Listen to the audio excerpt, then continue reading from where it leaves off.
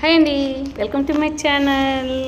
ఇది ఏ పనిలో తెలుసా అండి? చాలా మందికి అయితే ఇవి తెలియదండి. నాకైతే కన్నా నేను ఎన్ని ఏండ్లైందో ఈ పనులను చూసి మళ్ళీ ఈరోజు చూశానండి. నాకు చూసిన వెంటనే మా వారిని అయితే బండి ఆపాల్సిందనేసి ఆపించానండి.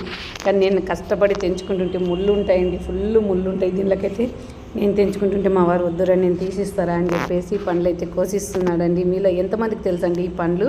చాలా టేస్ట్గా చాలా బాగుంటాయండి ఈ పండ్లు అయితే గాన.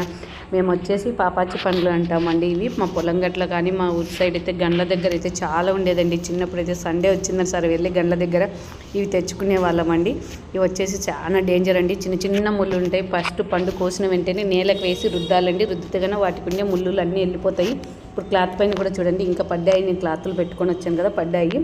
పండు ఇలా కట్ చేసుకొని తింటే సేమ్ డ్రాగన్ ఫ్రూట్ లాగా ఉంటుందండి. ఇదైతే మన ఇండియన్ డ్రాగన్ ఫ్రూట్ అని చెప్పొచ్చు. మేము చిన్నప్పుడు అయితే దీన్ని లిఫ్ట్ లాగా వాడేవాళ్ళం అండి.